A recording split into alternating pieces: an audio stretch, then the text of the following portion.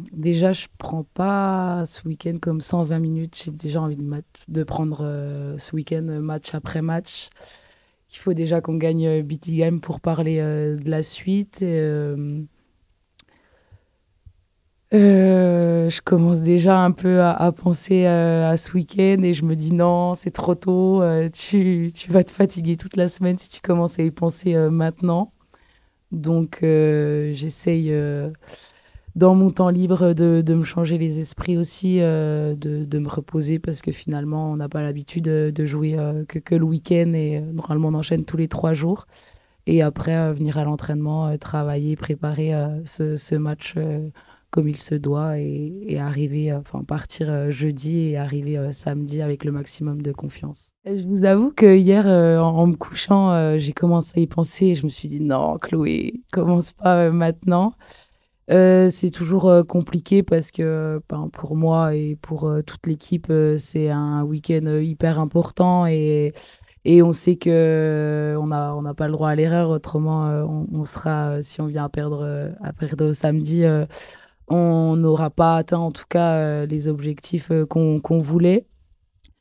Mais voilà, comme je l'ai dit, j'essaye de me changer les idées, d'aller me balader avec mon chien pour penser à autre chose, d'être au téléphone avec mes parents pour parler aussi d'autres choses. Mais, euh, mais je sais que je vais y penser toute la semaine. Oui, forcément, c'est un gros week-end que tout le monde attend, que ce soit, je pense, le club, les supporters, enfin, tout le monde attend ce week-end. C'est l'un des week-ends les plus populaires du handball féminin. Euh, Je pense aussi qu'on est prête mentalement parce que on est déjà quelques-unes à en avoir vécu un et je trouve que c'est aussi un Final Four, une atmosphère complètement différente que d'autres compétitions ou d'autres week-ends de championnat, bien évidemment. Je sens aussi qu'on est prête mentalement parce que j'ai la sensation que cette année, on a joué beaucoup de matchs avec des scénarios complètement différents. On était des fois en retard, on a perdu contre Brest, on a dû revenir contre Nantes. On a joué des matchs vraiment difficiles comparés à d'autres années où j'ai trouvé n'avait pas en tout cas su ou eu cette opportunité de gérer des matchs comme ça. Ah, on fait partie des équipes favorites? Je savais pas. Euh, je sais pas, en toute honnêteté, si j'y pense plus qu'il y a 2 ans. Peut-être que j'y crois plus, par contre. Mais j'y pense plus pour plein de raisons différentes. Parce que je connais l'atmosphère qu'il y a pendant 4 jours à Budapest. Donc, oui, je sais pas si j'y pense plus, mais en tout cas, je suis beaucoup plus stressée, ça c'est une certitude. Je pense que le quart de finale de l'année dernière, ça reste gravé à tout jamais. En tout cas, ça va être gravé à tout jamais dans ma carrière parce que ça a été hyper difficile. Mais on s'est toutes servi aussi de ça cette année pour avancer, pour pas reproduire les mêmes erreurs. C'est un quart. Là, ça va pas être la même chose forcément.